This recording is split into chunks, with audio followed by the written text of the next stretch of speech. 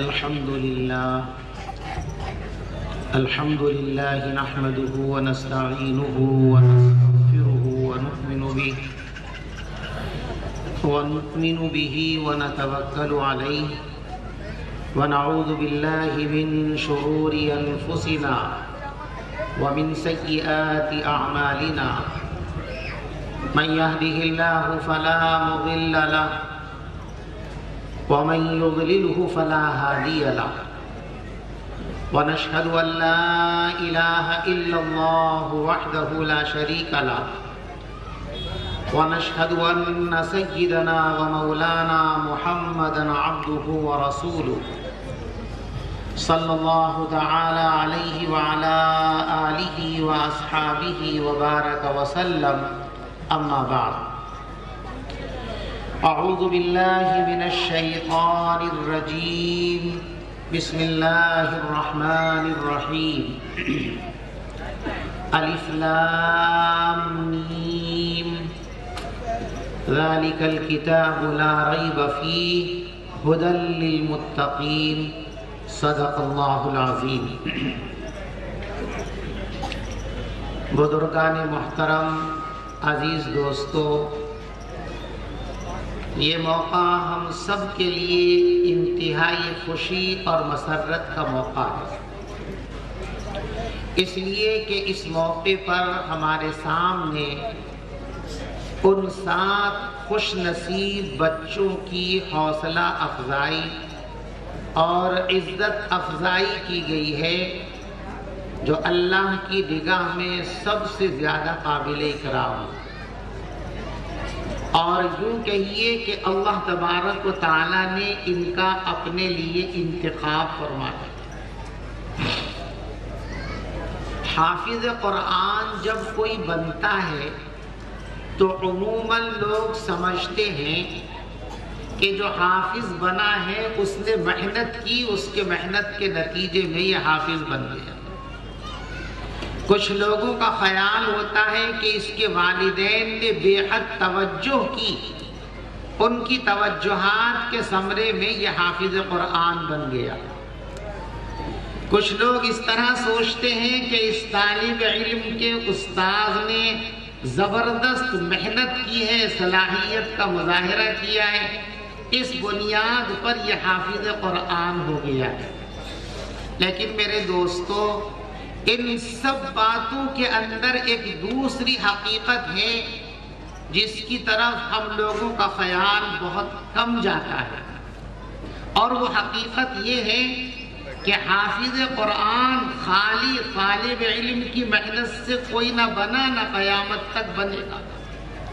خالی استاذ کی محنت سے اب تک نہ کوئی حافظ بنا ہے، نہ آئندہ بننے کا کوئی امکان ہے۔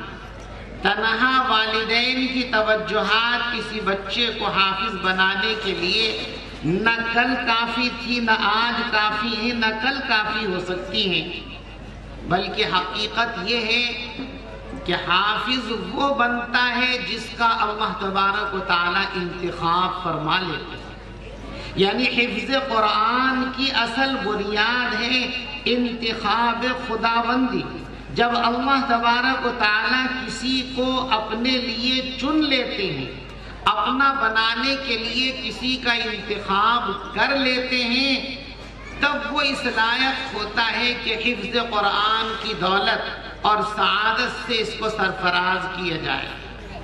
اس لیے کہ جس کو بھی قرآن ملتا ہے وہ انتخاب کے بعد ملتا ہے، انتخاب کے بغیر قرآن نہ کسی کو ملا ہے اور نہ قیامت تک مل سکتا ہے۔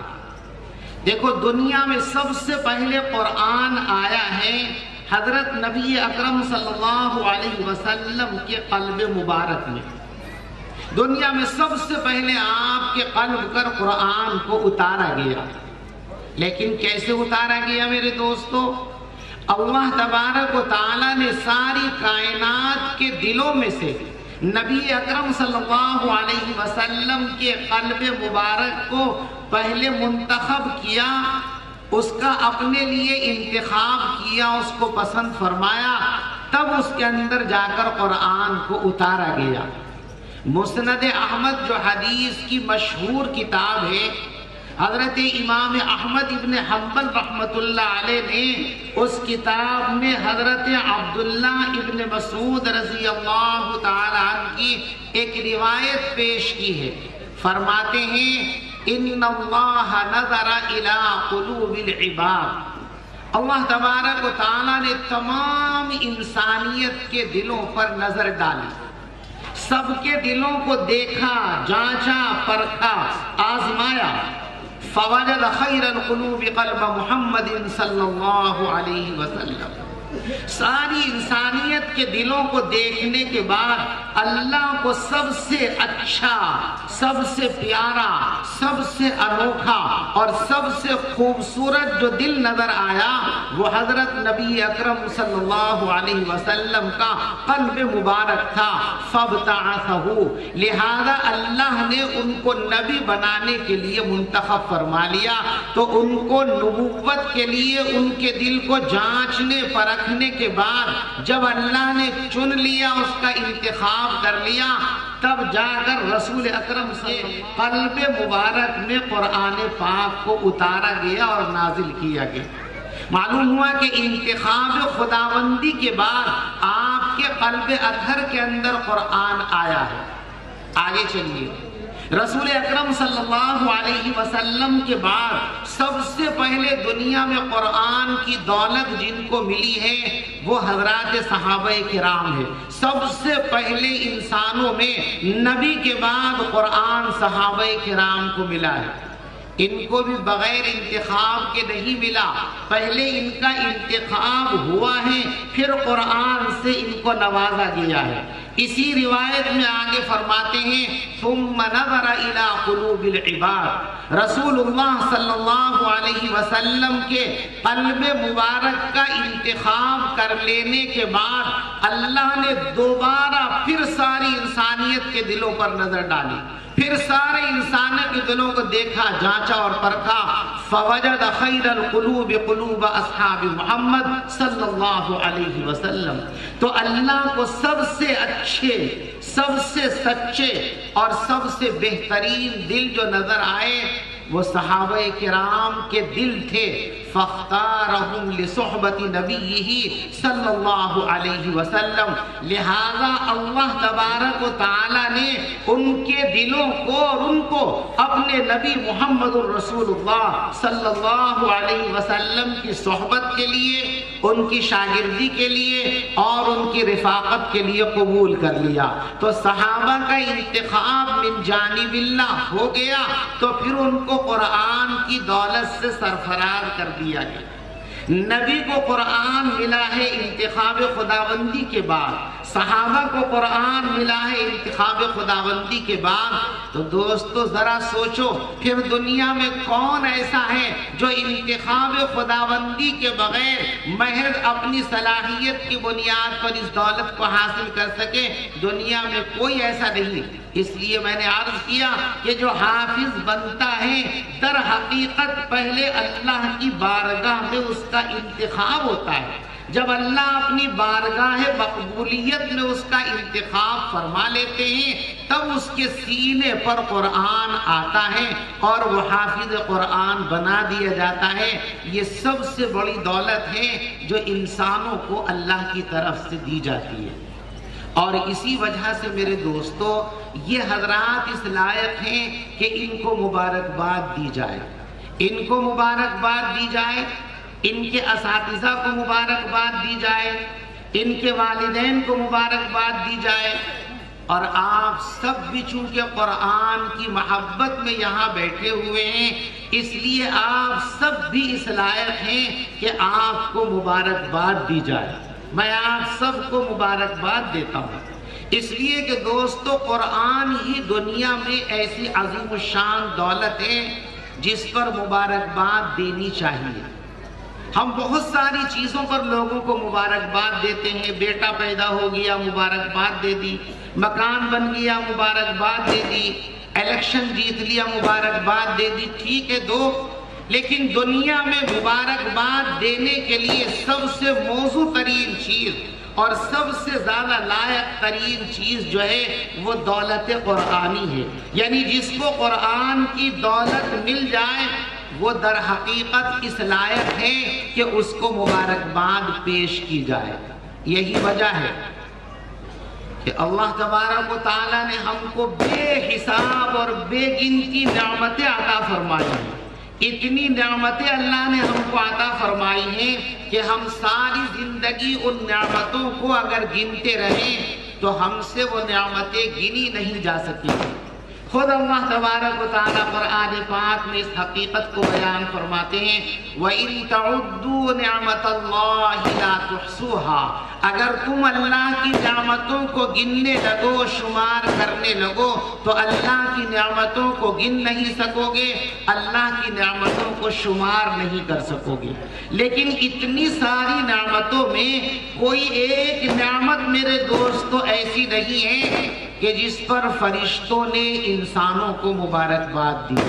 ہاں، قرآن پاک ایسی عظیم شان دولت ہے کہ جب فرشتوں کو یہ معلوم ہوا کہ دنیا میں ایک ایسی امت بھی آنے والی ہے، انسانوں کا ایک ایسا گروہ بھی اس دنیا میں آئے گا جس کو اللہ تبارک و تعالیٰ قرآن مرحمت فرمائیں گے، تو فرشتے مبارکباد دینے پر مجبور ہو گئے۔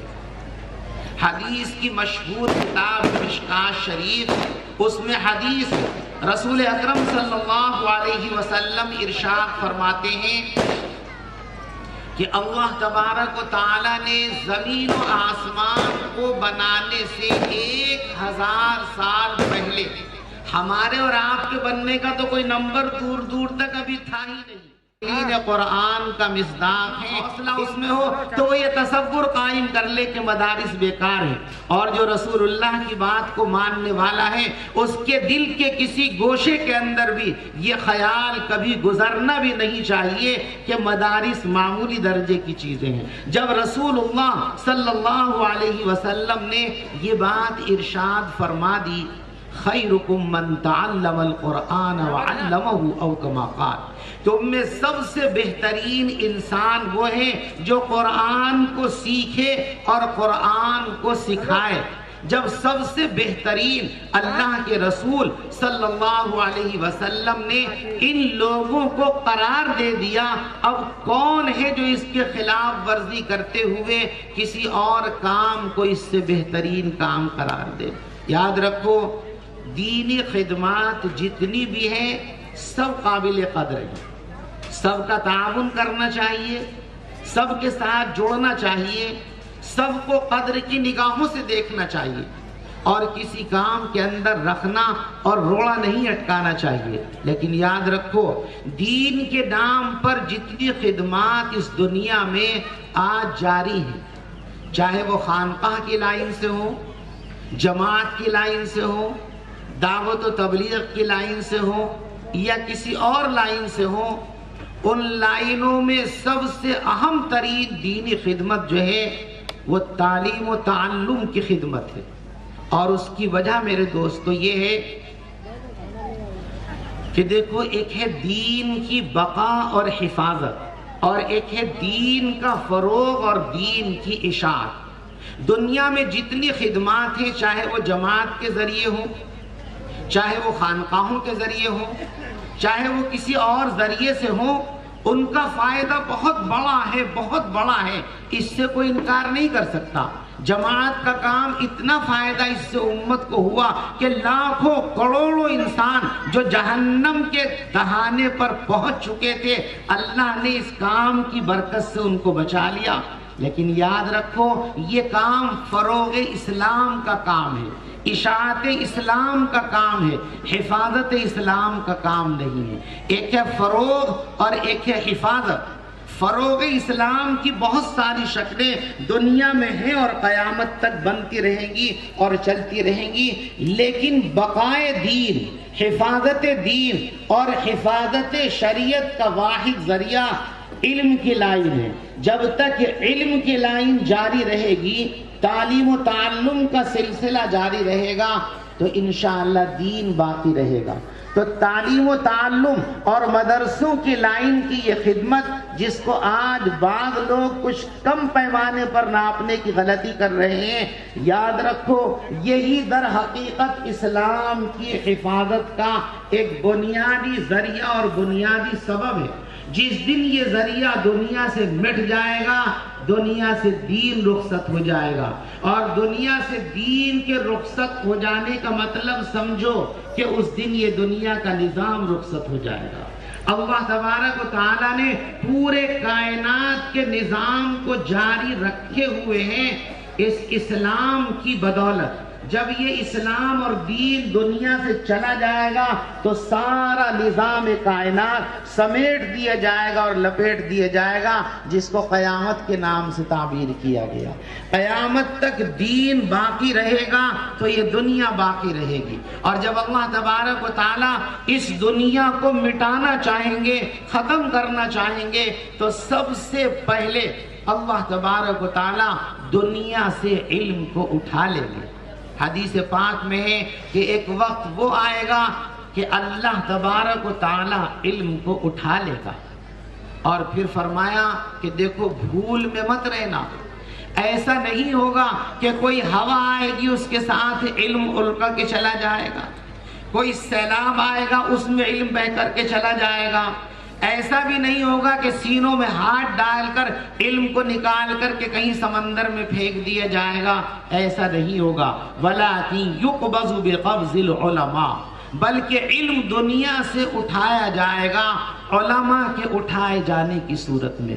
علماء اٹھا لیے جائیں گے تو ان کے ساتھ ہی علم دین دنیا سے اٹھا لیا جائے گا، اور جب علم دین دنیا سے اٹھا لیا جائے گا تو آقا مدنی حضرت محمد مصطفیٰ صلی اللہ علیہ وسلم نے ارشاد فرمایا، پھر لوگ جاہلوں کو اپنا سربراہ بنا لیں گے، فَسُئِلُوا، اور پھر انہی سے دین کی رہنمائی حاصل کریں گے، فَأَفْتُوا بِغَيْرِ عِلْمٍ فَضَلُّوا وَأَضَلُّوا، پھر وہ بغیر علم کے لوگوں کی رہنمائی اور قیادت کریں گے، ان کو راستہ بتائیں گے، ان کو مسائل بتائیں گے، خود بھی گمراہی کا شکار ہوں گے اور اپنے متعلقین کو بھی گمراہی کے اندر ڈبو دیں گے۔ جب ساری دنیا میں گمراہی پھیل جائے گی تو کوئی اللہ کا صحیح نام لینے والا باقی نہیں رہے گا، اور جب دنیا کے اندر کوئی صحیح طور پر اللہ کا نام لینے والا باقی نہیں رہے گا تو دنیا کے نظام کو لپیٹ دیا جائے گا۔ جب تک اللہ کا نام ہے دنیا کا نظام قائم ہے۔ آقا مدنی حضرت محمد مصطفیٰ صلی اللہ علیہ وسلم نے ارشاد فرمایا، لا تقوم الساعة حتى يقال في الارض اللہ اللہ، او کما قال صلی اللہ علیہ وسلم، فرمایا کہ جب تک اللہ کی اس زمین پر اللہ کا نام لیا جاتا رہے گا تب تک اللہ تبارک و تعالی قیامت برپا نہیں فرمائیں گے۔ تو رسول اکرم صلی اللہ علیہ وسلم کے ارشاد گرامی کے مطابق سب سے اعلیٰ ترین اور عزت اور وقار اور محبت کا حقدار جو طبقہ ہے وہ قرآن کی خدمت کرنے والا طبقہ ہے۔ اسی لیے رسول اکرم صلی اللہ علیہ وسلم نے ان کی عزت کو اپنی عزت قرار دیا، ان کی محبت کو اپنی محبت قرار دیا۔ پیغمبر علیہ السلام نے ارشاد فرمایا، اکرموا حملۃ القرآن، اے لوگو قرآن کے حاملین، قرآن کو سنبھالنے والے، قرآن کی خدمت کرنے والوں کی عزت کیا کرو، ان کا اکرام کیا کرو، ان کا احترام کیا کرو۔ کیوں؟ فمن اکرمہم فقد اکرمنی، جو ان کا اکرام کرے گا گویا وہ میرا اکرام کرے گا، یعنی ان کی عزت رسول اکرم صلی اللہ علیہ وسلم کی عزت ہے۔ ان سے محبت کرنا رسول اکرم صلی اللہ علیہ وسلم سے محبت کرنا ہے۔ اور آقا نے اس سے آگے بڑھ کر ارشاد فرمایا کہ بتاؤ اللہ کی عزت کرنا چاہتے ہو کہ نہیں؟ کون ہے اس مجمع میں جو یہ کہتا ہو کہ میں اللہ کی عزت نہیں کروں گا؟ کوئی ہے ایسا؟ کوئی بدبخت ایسا مسلمان نہیں ہو سکتا جو یہ سوچ بھی لے کہ وہ اللہ کی عزت نہ کرے۔ ہر مسلمان کا دل اس بات کے لیے ہمیشہ جمع ہوا ہے کہ ہر حال میں اللہ کی عظمت اس کو کرنی ہے۔ اللہ کی عظمت کا حصہ ہے قرآن والوں کی عظمت اور ان کی توقیر کرنا۔ مشکوٰۃ شریف میں حدیث ہے ان من اجلال اللہ اکرام ذی الشیبۃ المسلم۔ اے لوگو، اللہ کی عزت اور اللہ کی تکریم کا حصہ اور تقاضا یہ ہے کہ سفید داڑھی والے بوڑھوں کا اکرام کیا جائے، اور سلطان المسقط اور انصاف کرنے والے بادشاہ کی عزت کی جائے۔ اور فرمایا وحامل القرآن، اور اللہ کی عزت یہ ہے کہ قرآن کی خدمت کرنے والوں کی عزت کی جائے۔ تو اس طبقے سے محبت کرنا، اس طبقے سے عزت کرنا، اس کی توقیر کرنا، اس کی خدمت کرنا، یہ در حقیقت اللہ اور اللہ کے رسول صلی اللہ علیہ وسلم کی توقیر و عظمت اور آپ کی محبت کی چیز ہے۔ اس لیے آپ نے فرمایا اکرموا حملۃ القرآن، اے لوگو قرآن کے حاملین سے محبت کیا کرو، ان کی عظمت کیا کرو، ان کا اکرام کیا کرو، اس لیے کہ ان کا اکرام کرنا یہ میرے اکرام میں شامل ہے۔ اسی لیے میرے دوستو، اللہ تبارک و تعالی جتنا اپنے ان بندوں کو دیتا ہے اور جتنی ان سے محبت کرتا ہے، روئے زمین پر کسی سے اتنی محبت نہیں کرتا۔ ایک مرتبہ نبی اکرم صلی اللہ علیہ وسلم نے ارشاد فرمایا ان للہ اہلین، اے لوگو اللہ کے بھی کچھ خاص گھر کے لوگ ہیں۔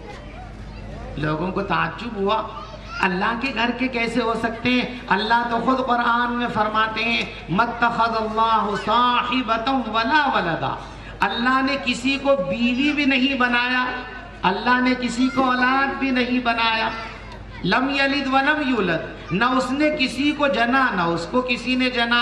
تو پھر اللہ میاں کے گھر والے کہاں سے؟ فرمایا ان للہ اہلین، اللہ کے بھی کچھ گھر کے لوگ ہیں، اللہ کے بھی کچھ اپنے لوگ ہیں۔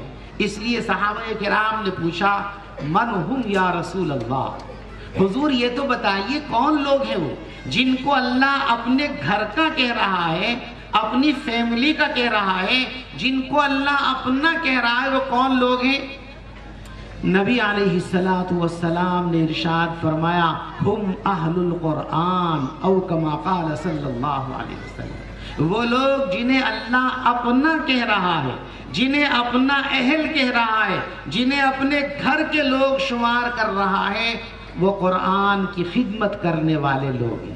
ان قرآن کی خدمت کرنے والوں کو ہم کچھ دے نہیں سکتے، ہم تو صرف ان سے محبت ہی کر سکتے ہیں، اس لیے کہ ان کو دینے کے لیے تو اللہ نے اپنے خزانوں کے منہ کھول رکھے ہیں۔ اللہ جتنا ان کو دیتا ہے اتنا کوئی پا ہی نہیں سکتا۔ دیکھو آپ جتنے لوگ یہاں بیٹھے ہوئے ہیں، بتاؤ کون کون ایسا ہے جو حج کرنا نہ چاہتا ہو؟ ہر آدمی چاہتا ہے، دنیا کے ہر مسلمان کی دلی تمنا اور خواہش ہوتی ہے کہ حج کرنے کا موقع اس کو مل جائے، لیکن چاہنے کے باوجود سب کو موقع ملتا ہے؟ نہیں ملتا۔ اور اگر کسی کی چاہت پوری ہو بھی گئی تو سال میں ایک ہی مرتبہ یہ سعادت حاصل کر سکتا ہے۔ اگر چاہے کہ دولت کے بوتے پر وہ ہر مہینے حج کر لیا کرے، ہر ہفتے حج کر لیا کرے تو ممکن نہیں ہے۔ اس لیے کہ حج ایک خاص مقام پر، ایک خاص تاریخ ہی میں ہوتا ہے، اس مقام سے علیحدہ کہیں اور نہیں ہو سکتا، اور اس تاریخ کے علاوہ کسی اور تاریخ میں نہیں ہو سکتا، اور وہ دن اور تاریخ سال میں صرف ایک ہی مرتبہ آتا ہے۔ لیکن قرآن پڑھنے والے بنو، قرآن پڑھانے والے بنو، اور جتنے حج روزانہ کرنا چاہتے ہو اتنے حج کرو، بلا تحدید کے کرو۔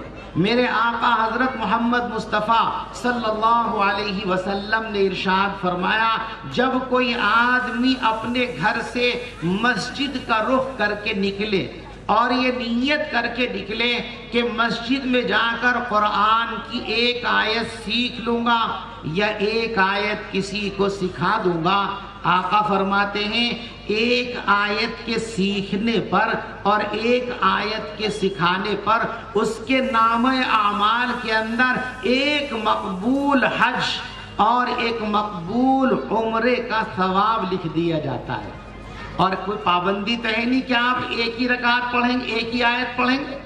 آپ مکتب میں آ کے 10 آیتیں بھی پڑھ سکتے ہیں، 100 آیتیں بھی پڑھ سکتے ہیں، 20 آیتیں بھی پڑھ سکتے ہیں۔ جتنی آیات آپ سیکھ لیں گے اتنی ہی آیات کے برابر آپ کو حج اور عمرے کا ثواب آپ کے نامہ اعمال کے اندر لکھ دیا جائے گا۔ دنیا کا کوئی عبادت کرنے والا ان قرآن پڑھانے والوں کے برابر میں نہیں آ سکتا۔ کبھی کبھی شیطان بعض لوگوں کے دلوں میں یہ خدشہ بھی ڈالتا ہے، فطور ڈالتا ہے، یار ان مولانا صاحب سے زیادہ تسبیح تو ہم پڑھتے ہیں، ان مولانا صاحب سے زیادہ نفلیں تو ہم پڑھتے ہیں۔ یاد رکھو دنیا کا کوئی بڑے سے بڑا نفل پڑھنے والا، تہجد پڑھنے والا، عبادت کرنے والا ان طلبہ کے برابر نیکیوں کے حساب سے نہیں ہو سکتا، ان متعلمین اور معلمین کے برابر نہیں ہو سکتا۔ میرے آقا حضرت محمد مصطفیٰ صلی اللہ علیہ وسلم نے ارشاد فرمایا کہ کوئی آدمی قرآن پاک کی ایک آیت کو سیکھ لے تو 100 رکعت نفلیں پڑھنے سے کہیں زیادہ بہتر ہے۔ ایک رکعت سیکھنے کا ثواب کتنا ہے بھائی؟ بولو کتنا ہے؟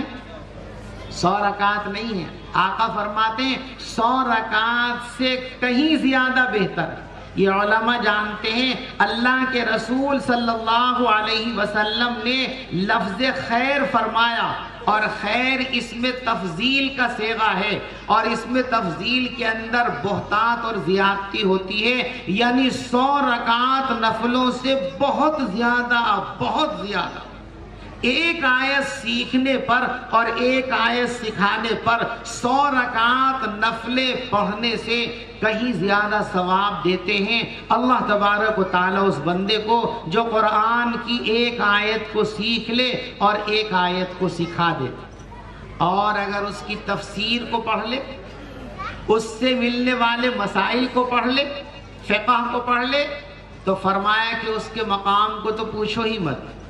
اور جس شخص نے علم کا ایک باب سیکھ لیا، ایک مسئلہ سیکھ لیا، شریعت کے ایک حکم کا علم حاصل کر لیا، عمل بھی او لم یعمل، اس پر عمل کیا ہو یا اس پر عمل نہ کیا ہو، صرف سیکھا ہے، تو کتنا ملے گا؟ فرمایا خیر من 1000 رکعہ او کما قال، 1000 نفلیں پڑھنے سے کہیں زیادہ افضل، بہتر اور اعلیٰ ہے اس شخص کا عمل جو دین کا ایک مسئلہ سیکھ لے، دین کا ایک باب سیکھ لے، قرآن اور شریعت کی ایک بات کو سیکھ لے۔ اس لیے اللہ تبارک و تعالیٰ نے ان کے لیے اپنے خزانوں کے دہانے کھول رکھے ہیں۔ جو لوگ قرآن پڑھنے میں لگے ہوئے ہیں وہ بہت خوش قسمت ہیں، جو قرآن پڑھانے وہ بہت خوش قسمت ہیں۔ لہذا لوگوں کو تو میں یہ درخواست کرتا ہوں کہ وہ کبھی ان کو چھوٹا نہ سمجھیں، کبھی ان کی عظمت کے اندر کوئی کمی نہ کریں، اور ان کی خدمت اور محبت میں کوئی کوتاہی نہ کریں۔ اور یہاں جو ہمارے بھائی بیٹھے ہوئے علماء، حفاظ، مدرسین، قراء، یہ سب میرے بڑے بھائی ہیں، اللہ ان کی عمروں میں برکت پیدا فرمائے۔ ان سے گزارش یہ ہے کہ کبھی اپنے کام کو چھوٹا مت سمجھ لینا۔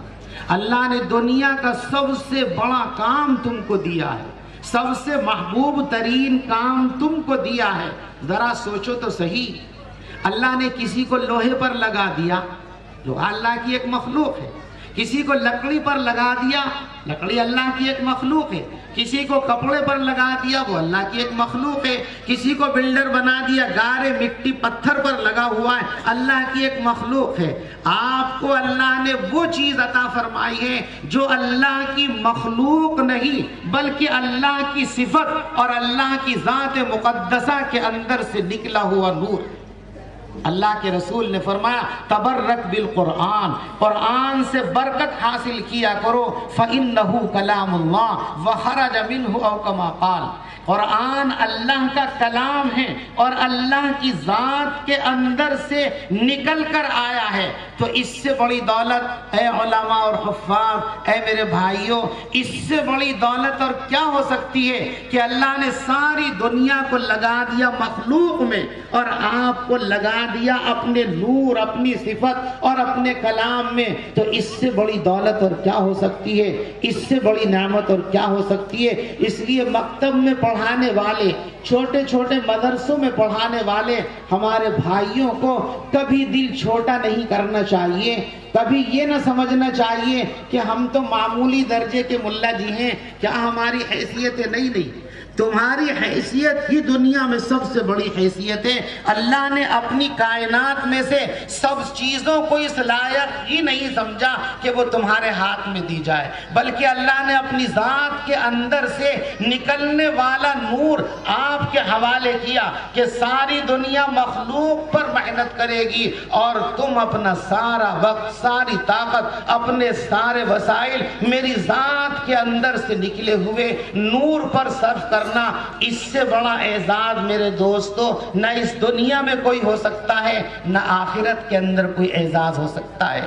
تو کبھی کمتر نہ سمجھو، نہ یہ سمجھیں اپنے آپ کو، اور نہ عوام الناس ایسا سمجھیں۔ اگر پڑھنے اور پڑھانے والوں نے لوگوں کے طعنوں کی وجہ سے، ان کی نگاہوں کے بے التفاتی کی وجہ سے کمتر سمجھ لیا تو اللہ ناراض ہو جائیں گے، اور آپ نے اور ہم نے اگر ان کو چھوٹا مان لیا تو اللہ تبارک و تعالی ہم سے ناراض ہو جائیں گے۔ اس لیے عوام کو بھی اس کام کو بڑا سمجھنا چاہیے، اور علماء کو، حفاظ اور قراء کو بھی اس کام کو بہت اہم اور بڑا سمجھنا چاہیے، اس لیے کہ قرآن کی خدمت کرنے والوں کو فرشتوں نے مبارکباد دی تھی۔ فرمایا تھا طوبیٰ لأجواف تحملہ، ان سینوں کے لیے مبارکبادی اور خوشخبری ہے جو قرآن کو سنبھالنے والے۔ تو دو خوشخبریاں ہوئی نا، طوبیٰ لأمت ينزل ھذا علیہا، اس امت کے لیے خوشخبری ہے جس پر یہ قرآن اترے گا۔ طوبیٰ للذین اس قرآن کو سنبھال لیں گے، ان کے لیے خوشخبری ہے۔ اور ایک طبقہ اور ہے جس کے لیے فرشتوں نے خوشخبری اور مبارکباد کا پیغام دیا تھا، وہ بہت عام ہے۔ فرمایا طوبیٰ لألسنۃ تتکلم بها او کما قال صلی اللہ علیہ وسلم، وہ زبانیں بڑی مبارکباد کے لائق ہیں، بڑی قیمتی ہیں اور بہت ہی اعلیٰ درجے کی ہیں، جو قرآن پاک کا تکلم کریں گی، جو قرآن پاک کی تلاوت کریں گی، جو قرآن پاک کو پڑھیں گی۔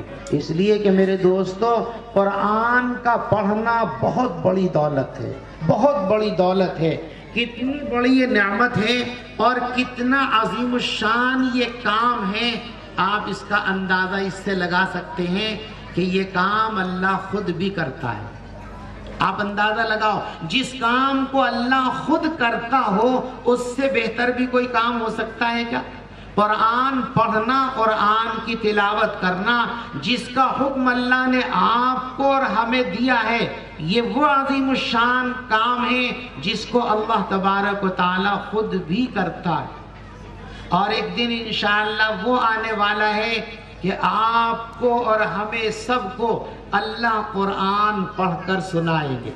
ابھی تک تو ہم نے یہ سنا کہ اللہ قرآن پڑھتا ہے، لیکن وہ دن بھی آئے گا جب اللہ کو قرآن پڑھتے ہوئے ہم دیکھیں گے بھی اور اللہ سے انشاءاللہ قرآن کو سنیں گے بھی۔ حدیث پاک میں ہے کہ اللہ تبارک و تعالی ایک روز جنت میں تمام جنتی لوگوں کو ایک میدان میں جمع فرما لیں گے۔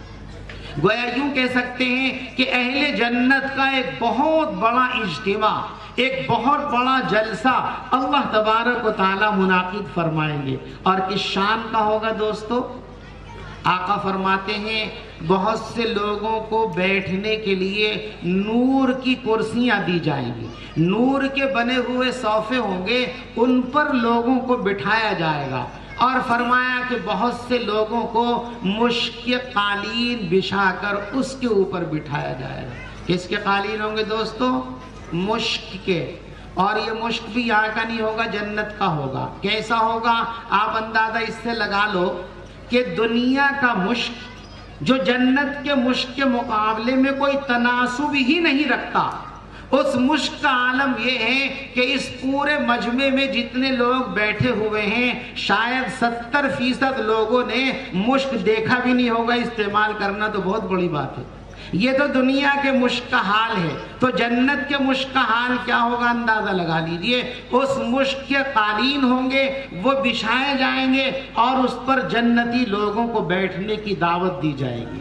فرماتے ہیں آقا جب سارے جنت والے آ کر اس مجلس میں، اس جلسے میں بیٹھ جائیں گے، کوئی کرسی پر ہوگا، کوئی قالین پر ہوگا، تو اللہ تبارک و تعالی تجلی فرمائیں گے اور سارے جنت والے اللہ تبارک و تعالی کی زیارت کریں گے، اللہ کا دیدار کریں گے.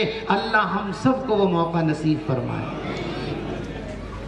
اس کے بعد فرماتے ہیں آقا صلی اللہ علیہ وسلم کہ اللہ قرآن پڑھیں گے، قرآن کی تلاوت اللہ کریں گے. آپ ذرا سوچو تو صحیح تصور کی دنیا میں جا کر اللہ کے کلام کو جب اللہ کا ایک معمولی بندہ پڑھتا ہے اور ذرا ڈھنگ سے پڑھتا ہے تو کیسے کیسے شقی القلب لوگوں کے آنکھوں سے آنسو جاری ہو جاتے ہیں، کس طرح لوگ وجد میں آ جاتے ہیں، جھوم جاتے ہیں، کیسا ان کو مزہ آتا ہے. اسی قرآن کو جب صاحب قرآن اور اللہ خود پڑھے گا تو ذرا اندازہ لگاؤ کہ اس کی لطافت اور حلاوت کا کیا حال ہوگا. فرمایا کہ اللہ قرآن پڑھیں گے اور سارے جنت والے قرآن پاک کی تلاوت اللہ سے سنیں گے. اللہ پڑھے گا اور انشاءاللہ ہم سنیں گے. اللہ ہم سب کو ان میں شامل فرما لے.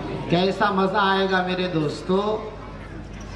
میرے آقا فرماتے ہیں کہ جنت والوں کو جنت کی کسی نعمت میں اتنا لطف اور مزہ نہیں آئے گا جتنا لطف اور مزہ قرآن کی تلاوت سننے میں آئے گا. اتنا مزہ آئے گا کسی نعمت میں نہیں آئے گا. جبکہ جنت کی نعمتوں کا حال کیا ہے؟ حدیث قدسی اللہ خود فرماتے ہیں کہ کسی انسان کا خیال بھی وہاں تک پرواز ہی نہیں کر سکتا. فرمایا اعددت لعباد الصالحین ما لا عین رات ولا اذن سمعت ولا خطر علی قلب بشر او کما قال صلی اللہ علیہ وسلم. فرمایا کسی آنکھ نے اب تک ان نعمتوں کو دیکھا ہی نہیں، ولا اذن سمعت کسی کان نے ان کی پوری تفصیلات کو سنا ہی نہیں. اور فرمایا کہ سننا اور دیکھنا تو کیا ہے، ولا خطر علی قلب بشر کسی انسان کا تصور اور خیال بھی وہاں تک نہیں جا سکا ہے جہاں تک جنت کی نعمتیں ہیں. ایسی عظیم شان نعمتوں کے مقابلے میں اللہ کے رسول صلی اللہ علیہ وسلم فرماتے کہ ان ساری نعمتوں میں اتنی حلاوت اور اتنی لذت اور مزہ نہیں آئے گا جتنی لذت اور مزہ قرآن پاک کو سننے میں آئے گا. اس لیے میرے دوستو میں یوں کہا کرتا ہوں کہ اللہ نے قرآن سے بڑی نعمت نہ اس دنیا میں کوئی پیدا فرمائی ہے اور نہ جنت کے اندر پیدا فرمائی.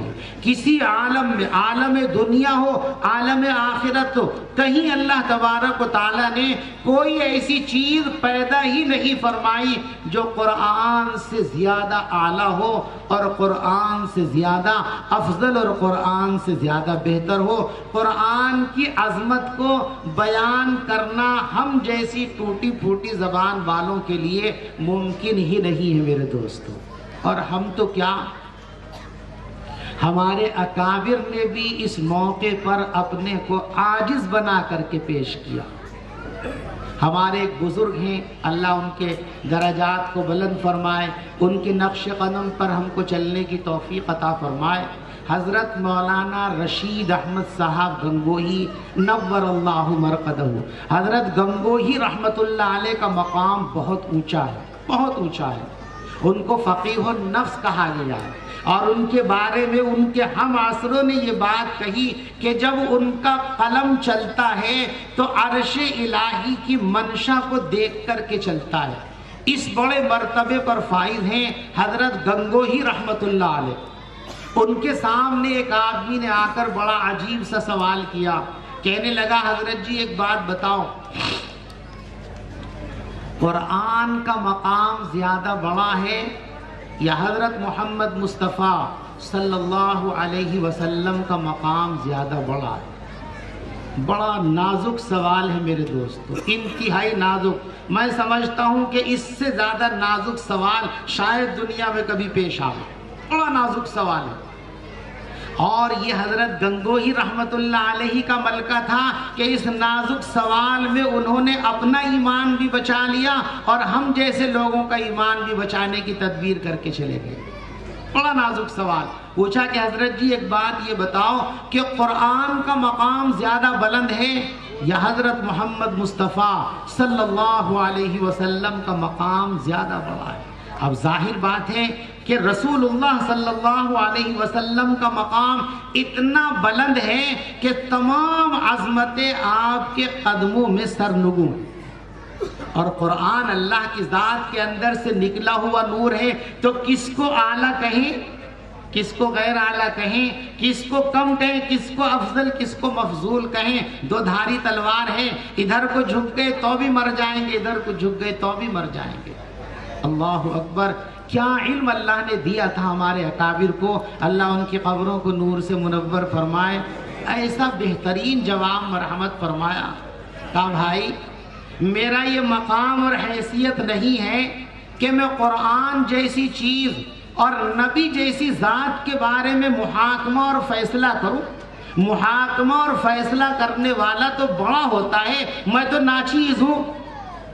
اتنی عظیم چیزوں کے بارے میں محاکمہ کرنے کی صلاحیت تو میرے اندر نہیں ہے۔ البتہ ایک بات کہہ سکتا ہوں کہ حضرت محمد مصطفیٰ صلی اللہ علیہ وسلم سے زیادہ عظمت اور بزرگی والی کوئی ذات نہیں ہے، لیکن وہ ذات بھی قرآن کی عظمت اور قرآن کی توقیر کیا کرتے تھے۔ اس سے آپ اندازہ لگاؤ قرآن کتنی بڑی چیز ہے، کتنی عظمت کی چیز ہے۔ اس سے زیادہ عظمت والی کوئی چیز اللہ نے نہ دنیا میں پیدا فرمائی ہے اور نہ جنت کے اندر پیدا فرمائی ہے۔ اس لیے قرآن کا پڑھنا یہ بھی اعلیٰ درجے کی سعادت ہے، اور قرآن کا سننا یہ بھی اعلیٰ درجے کی سعادت ہے۔ قرآن کا پڑھنا بھی، قرآن کا پڑھانا یہ بھی اعلیٰ درجے کی نیکی ہے۔ اس لیے میرے دوستو قرآن سے اپنے رشتے کو مضبوط کرو، قرآن سے اپنے تعلق کو مضبوط کرو۔ یہ امت قرآن سے جتنا اپنا رشتہ جوڑ لے گی اتنی ہی اس امت کو عظمتیں اور رفعتیں مل جائیں گی، اس لیے کہ قرآن سے بڑی کوئی نعمت اللہ نے پیدا ہی نہیں فرمائی۔ امام رازی رحمت اللہ علیہ مشہور مفسر ہیں، 31 جلدوں میں قرآن پاک کی انہوں نے تفسیر لکھی جس کا نام ہی تفسیر کبیر ہے، جو تفسیر رازی کے نام سے جانی جاتی ہے۔ اس میں امام رازی رحمت اللہ علیہ ارشاد فرماتے ہیں کہ دنیا کی سب سے بڑی نعمت اور آخرت کی سب سے بڑی نعمت قرآن ہے، اور اس کی دلیل قرآن میں موجود ہے۔ فرمایا کہ دیکھو سورہ رحمان میں اللہ تبارک و تعالیٰ نے بہت ساری نعمتوں کا ذکر فرمایا، اور ہر نعمت کو ذکر کرنے کے بعد ہمارے ضمیر پر چوٹ بھی ماری۔ کیا کچھ ضمیر جاگا؟ فَبِأَيِّ آلَاءِ رَبِّكُمَا تُكَذِّبَانِ، یہ ہماری نعمت ہے، اب بتاؤ اور جھٹلاؤ گے؟ یہ ہماری نعمت ہے اور جھٹلاؤ گے؟ کتنا جھٹلاؤ گے؟ تم جھٹلاتے جھٹلاتے مٹ جاؤ گے، ہماری نعمتیں ختم نہیں ہوئی، کتنا جھٹلاؤ گے؟ تو ہمارے ضمیر پہ چوٹ بھی ماری، نعمتوں کو گنوایا، ہر نعمت کو بیان کیا۔ فَبِأَيِّ آلَاءِ رَبِّكُمَا تُكَذِّبَانِ، بتاؤ اپنے پروردگار کی کون کون سی نعمتوں کو جھٹلاؤ گے؟ امام رازی رحمت اللہ علیہ فرماتے ہیں کہ اس صورت میں اللہ تبارک و تعالی نے اپنی نعمتوں میں سب سے پہلے جس نعمت کا ذکر فرمایا وہ قرآن ہے۔ فرمایا الرحمن علم القرآن، رحمان کی سب سے بڑی رحمت اور رحمان کی سب سے بڑی عنایت یہ ہے کہ اس نے انسان کو قرآن کی دولت اور قرآن کا علم دے دیا۔ امام رازی رحمت اللہ علیہ فرماتے ہیں کہ اگر اللہ کی نگاہ میں قرآن سے بڑی کوئی دولت ہوتی تو اللہ تبارک و تعالیٰ سورہ رحمان میں اس کو سب سے پہلے ذکر فرماتے، لیکن سب کو چھوڑ کر قرآن کا ذکر کیا گیا۔ معلوم ہوا کہ اللہ کی نگاہ میں سب سے اعلیٰ درجے کی چیز کیا ہے؟ قرآن پاک ہے۔ اس لیے میرے دوستو، یہ قرآن کی عظمت اور قرآن کی خوبیوں کا ہلکا سا ایک ذرا سا اجمالی تصور ہے جو فرشتوں کی مبارکباد کی ضمن میں اور ذیل میں نے آپ حضرات کے سامنے ذکر کر دیا ہے، ورنہ قرآن کے فضائل تو بہت بڑے ہیں، اتنے بڑے ہیں کہ یہ نشست نہیں، یہ رات نہیں، ہماری زندگیاں اپنی آخری حدوں کو چھو لیں گی تب بھی قرآن پاک کی فضیلتوں اور اس کے نکات کو بیان کرنے کا حق ہم سے ادا نہیں ہو سکتا، اس لیے کہ وہ اللہ کی ذات کے اندر سے نکلا ہوا نور ہے۔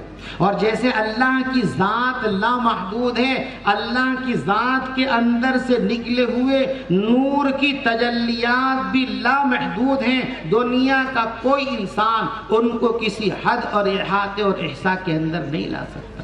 اس لیے میرے دوستو، ضرورت یہ ہے کہ قرآن سے اپنے رشتے کو مضبوط کرو، اور اس کا سب سے پہلا قدم یہ ہے کہ قرآن سیکھنے کے لیے خود کو آمادہ کرو۔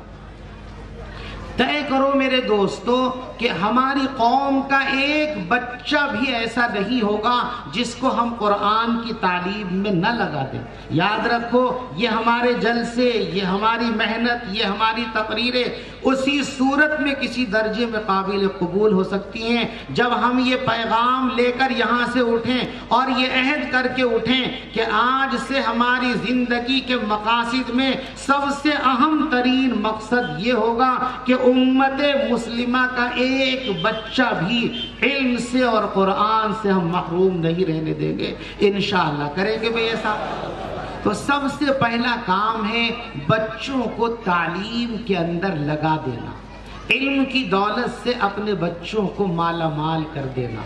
اس وقت دوستو ہم سب کے لیے انتہائی بڑی شرم کی بات ہے، بلکہ یوں کہو کہ دنیا آج ہم کو سب سے بڑی گالی دے رہی ہے اور ہم ہیں کہ اس گالی پر خوش ہیں۔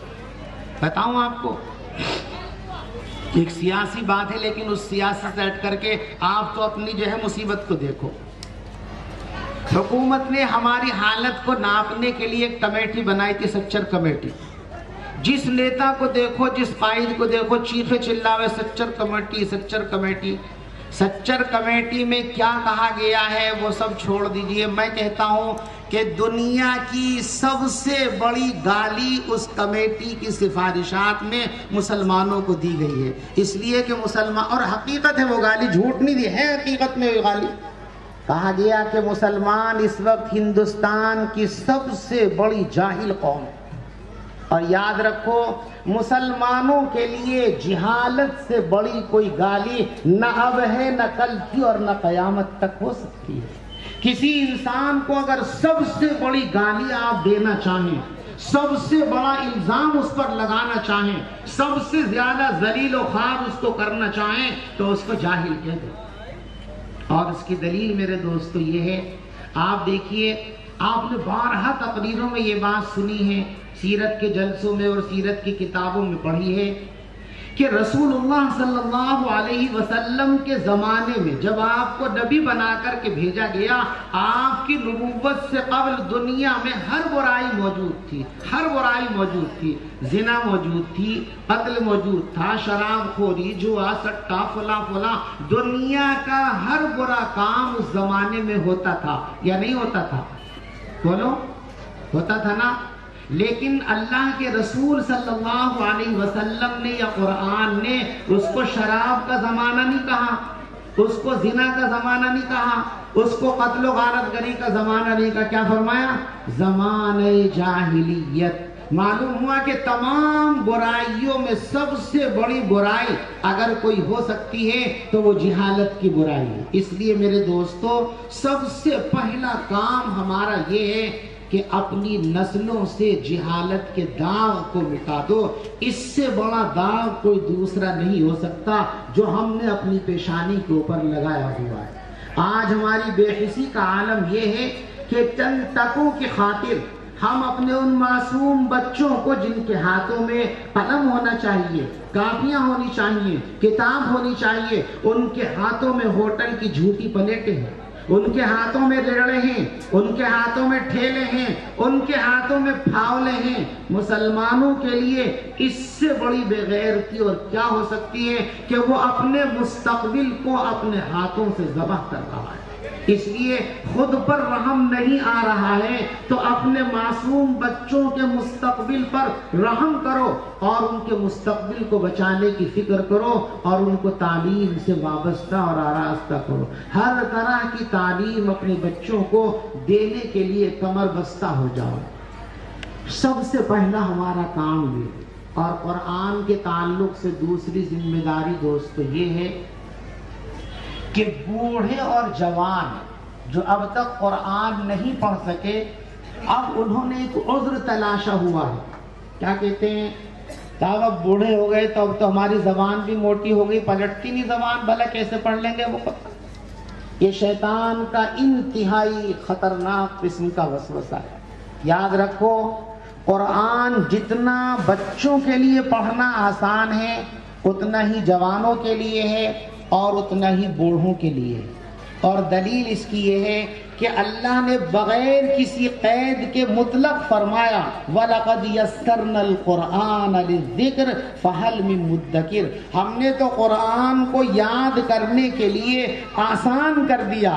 بچوں کے لیے آسان فرمایا، یہ نہیں فرمایا، بوڑھوں کے لیے مطلق فرمایا وَلَقَدْ يَسَّرْنَا الْقُرْآنَ، ہم نے قرآن کو آسان کر دیا۔ جب اللہ مطلق فرماتا ہم نے آسان کیا تو بچوں کے لیے بھی آسان ہے، جوانوں کے لیے بھی آسان ہے، بوڑھوں کے لیے بھی آسان ہے۔ اور اس کا عملی نمونہ آپ دیکھیے۔ آپ کہتے ہیں بڑھاپے میں ہم قرآن کیسے پڑھیں گے؟ سب سے پہلے قرآن دنیا میں کس نے پڑھا؟ صحابہ کرام نے پڑھا نا، بچپن میں پڑھا تھا۔ بچپن میں ایمان قبول کرنے والے صحابہ کرام کتنے انگلیوں پہ گن لیے جائیں گے؟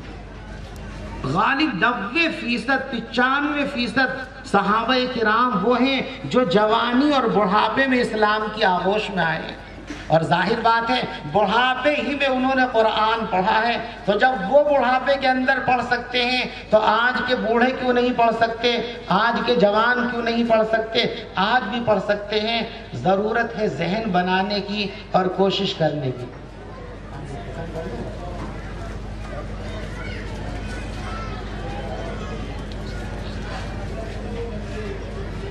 اس لیے بھائی جوانوں کو بھی ضرورت ہے، بوڑھوں کو بھی ضرورت ہے، بوڑھے بھی اس کے لیے کوشش کریں، جوان بھی اس کے لیے کوشش کریں، اور ہمارے علماء کو مکاتب کے ساتھ ساتھ تعلیم بالغان کی خصوصی مہم اور خصوصی تحریک چلانی چاہیے۔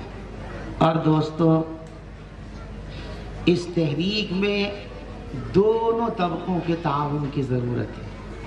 علماء اس تحریک کی سربراہی کریں گے اور آپ علماء کے ہاتھوں کو مضبوط کریں گے۔ علماء کے ہاتھوں کی مضبوطی یہ ہے کہ ان کے لیے اس تحریک کو چلانے کے لیے جن جن وسائل کی ضرورت ہو آپ دل کھول کر ان کے لیے ان وسائل کو فراہم کیجئے تاکہ یہ تحریک کامیابی سے ہمکنار ہو اور قیامت کے دن آپ اللہ کے سامنے سرخ روح ہو کر کہہ سکیں کہ اللہ تو نے جو دولت ہم کو دی تھی ہم نے اس دولت کو تیرے دین کی سربلندی کے لیے جب کہا گیا جب ہی پیش کر دیا تھا، تو اللہ تبارک و تعالی بھی آپ کے لیے اجر و ثواب کے دہانے کھول دیں گے۔ ہمارے ان دوستوں نے جو اس مدرسے کو چلا رہے ہیں، جس کی کارکردگی آپ کے سامنے ابھی آئی ہے کہ 7 بچے ماشاءاللہ حافظ قرآن ہوئے ہیں، اللہ اور ترقی عطا فرمائے اور اس کے فیض کو عام فرمائے۔ ان حضرات نے اپنے اس کام کو وسعت دینے کے لیے، اس کو پھیلانے کے لیے، بڑا کرنے کے لیے معلوم ہوا ہے کہ کوئی زمین خریدی ہے، اور ظاہر بات ہے کہ اس زمانے کے اندر زمین بہت مہنگی ہے، اس کی قیمت کی ادائیگی کا مسئلہ ہے۔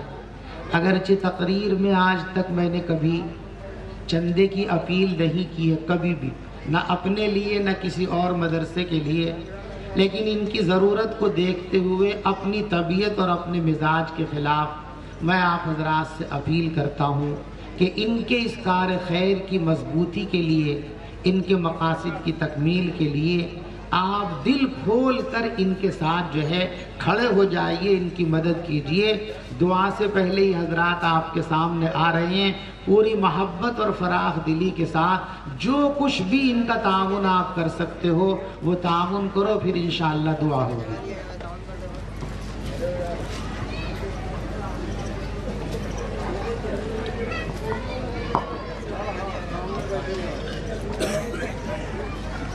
زمانہ بڑے شوق سے سن رہا تھا، زمانہ بڑے شوق سے سن رہا تھا، تم ہی چل دیے داستاں کہتے کہتے۔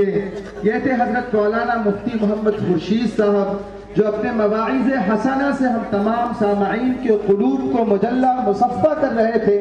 حضرت والا جب آپ حضرات کے سامنے زور خطابت کر رہے تھے، میری زباں پہ یہ شعر آ رہا تھا، کیا ہی خوب تھا تیرا انداز دل کشانہ، کیا ہی خوب تھا تیرا انداز دل کشانہ، تڑپا گیا دلوں کو تیرا واضح ناصحانہ۔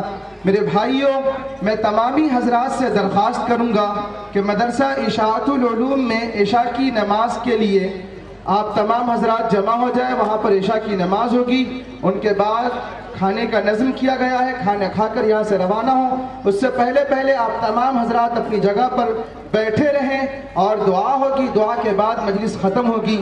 آپ تمام حضرات بخوبی واقف ہیں کہ ایک مدرسے کے اندر، مدرسہ اشرفیہ غیاث العلوم کے اندر تقریباً 100 بچے زیر تعلیم ہیں، جن کے سارے اخراجات آپ حضرات کے تعاون سے پورے کیے جاتے ہیں۔ آپ حضرات اس تعاون میں بڑھ چڑھ کر حصہ لیں، بھرپور تعاون سے نوازیں۔ یقیناً حضرت والا کی تقریر اس طرف تھی کہ اگر کوئی عالمین کی، علماء کی، حفاظ کی اور اسی طرح مدرسے میں پڑھنے والے کی خدمت کرتا ہے، جانی اعتبار سے، مالی اعتبار سے، اللہ رب العزت کی نگاہ اور اللہ رب العزت کی نگاہ رحمت اس کی طرف آتی ہے، بڑھ جاتی ہے، اللہ کی اس کی قدر بھی بڑھ جاتی ہے۔ لہٰذا آپ تمامی حضرات سے پرخلوص اپیل کی جاتی ہے کہ اس تعاون کے اندر بڑھ چڑھ کر حصہ لیں اور اپنا تعاون پیش کریں، اور دوسری بات اپنی جگہ پر بیٹھے رہیں، پرسکون انداز میں بیٹھے رہیں، انتشار کا ماحول پیدا نہ کریں، اور اس کے بعد دعا کی جائے گی، دعا میں تمام حضرات شرکت کریں۔ اور جو طلبہ وصولی میں لگے ہوئے ان سے درخواست ہے کہ جب وصول ہو جائے تو تھیلی اسٹیج تک پہنچانے کی زحمت کریں۔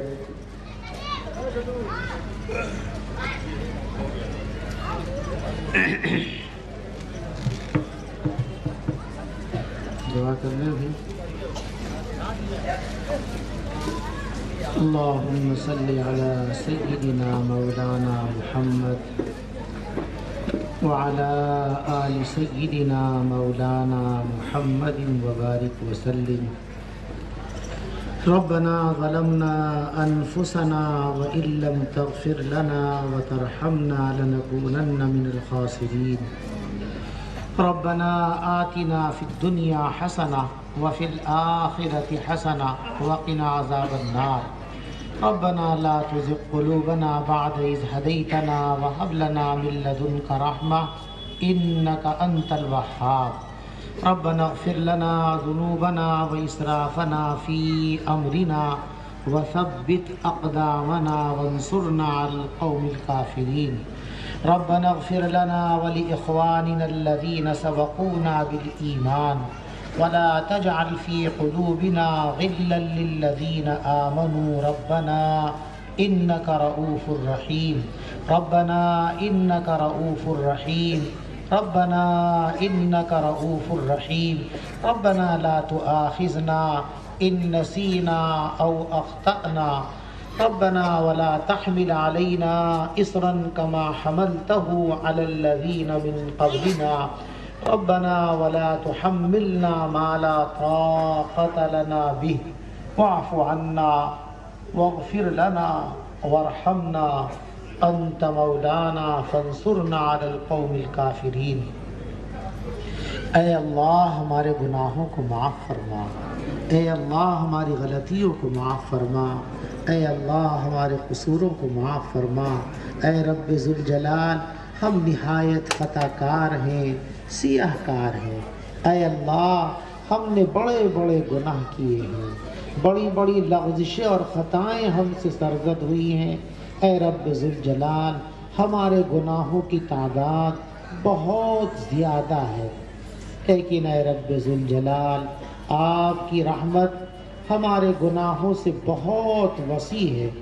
اے اللہ اپنے فضل سے، اپنی رحمت سے ہمارے گناہوں کو معاف فرما، ہمارے والدین کو معاف فرما، ہمارے اساتذہ اور مشائخ کو معاف فرما، ہمارے گھر والوں کو معاف فرما، ہماری اولادوں کو معاف فرما، ہمارے شاگردوں کو معاف فرما، ہم سے تعلق اور محبت رکھنے والوں کو معاف فرما۔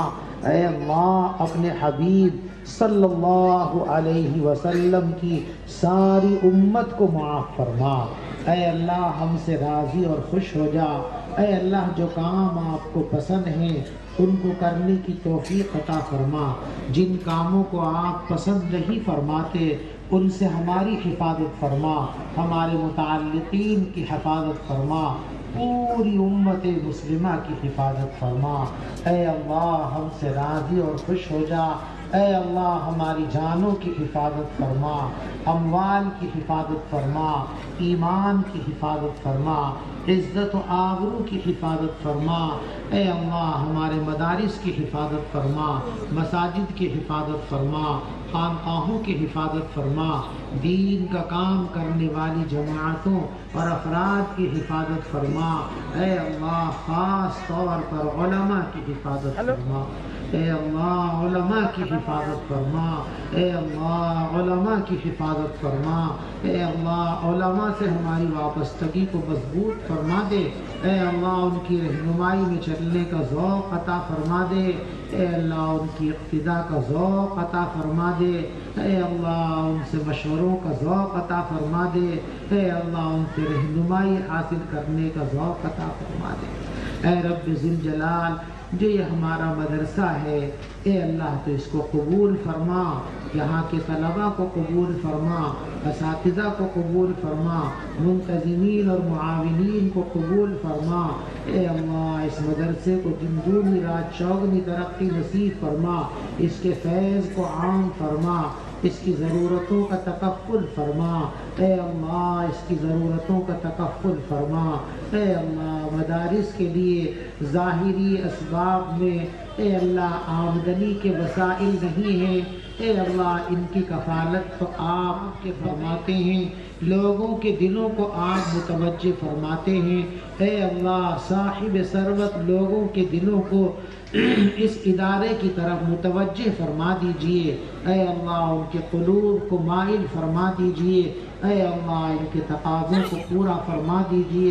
اے رب ذوالجلال جن لوگوں نے دعاؤں کے لیے کہا ہے ان سب کے مقاصد کو پورا فرما دیجئے۔ اس مجمع میں جتنے احباب ہیں سب کی جائز ضرورتوں کو پورا فرما دیجئے۔ اے اللہ ہم میں جو بیمار ہیں سب کو شفا عطا فرما دیجئے، جو مقروض ہیں عزت کے ساتھ ان کے قرضوں کی ادائیگی کا انتظام فرما دیجئے، جو بے اولاد ہیں ان کو نیک اولاد عطا فرما دیجئے۔ اے اللہ جو صاحب اولاد ہیں ان کی اولاد کو نیک بنا دیجئے۔ اے اللہ ان کی اولاد کو صالح بنا دیجئے، ہم سب کی اولادوں کو صالح بنا دیجئے، ہماری آنکھوں کی ٹھنڈک بنا دیجئے، دنیا اور آخرت میں ہماری عزت کا ذریعہ بنا دیجئے، نیک نامی کا ذریعہ بنا دیجئے۔ اے اللہ جن کی اولادیں نکاح کے لائق ہو چکی ہیں اے اللہ رشتے نہیں مل رہے ہیں ان کو بہترین رشتے مرحمت فرما دیجئے، بہترین وسائل مرحمت فرما دیجئے۔ اے رب ذوالجلال ہم کو دعا مانگنے کا سلیقہ بھی نہیں آتا، ہم کو دعا مانگنے کا قرینہ بھی نہیں آتا، لیکن آپ کی رحمت نہ سلیقوں کو دیکھتی ہے نہ قرینوں کو دیکھتی ہے۔ آپ کی رحمت تو اے اللہ تمام بندوں پر اس طرح برستی ہے کہ کوئی محروم ہی نہیں رہتا۔ اے اللہ ہم نے جیسے بھی ٹوٹے پھوٹے انداز میں چند جملے آپ کے سامنے دعا کی شکل میں کہے ہیں، ان سب کو قبول فرما لیجئے اور دنیا اور آخرت کی تمام ضرورتیں ہماری پوری فرما دیجئے۔ اے اللہ ہماری دنیا کو بہتر بنا دیجئے اور آخرت کو دنیا سے زیادہ بہتر بنا دیجئے۔ اے اللہ ہماری دنیا کو بہتر بنا دیجئے اور آخرت کو دنیا سے زیادہ بہتر بنا دیجئے۔ اے رب ذوالجلال ہمارے آقا حضرت محمد مصطفیٰ صلی اللہ علیہ وسلم نے جو دعائیں آپ سے کی ہیں ان سب میں ہمارا حصہ مقدر فرما دیجئے۔ جن شرور و فتن سے، بلیات سے، عذاب سے، بیماریوں سے آقا صلی اللہ علیہ وسلم نے پناہ چاہی ہے، اے اللہ ہم بھی ان ساری چیزوں سے پناہ چاہتے ہیں۔ اے اللہ اپنے حبیب کے صدقے ان ساری چیزوں سے ہماری حفاظت فرما لیجئے۔ اے رب ذوالجلال ہماری دعاؤں کو اپنے فضل و کرم سے قبول فرما لیجئے۔ ربنا تقبل منا انک انت السمیع العلیم وتب علینا انک انت التواب الرحیم وصلی اللہ تعالی علی خیر خلقہ محمد وعلی آلہ وصحبہ اجمعین برحمتک یا ارحم الراحمین۔ وہ تمام احباب جو اس جلسے میں شرکت کیے، علماء کرام ہو یا عوام، مدرسہ کی طرف سے ہم تمام احباب کا شکریہ ادا کرتے ہیں اور دعا کرتے ہیں کہ اللہ تعالیٰ آپ کی اس مجلس کو قبول فرمائے اور اللہ تعالیٰ آپ کو اس کا بہتر سے بہتر بدلہ عطا فرمائے۔ فجزاکم اللہ خیرا حسنا۔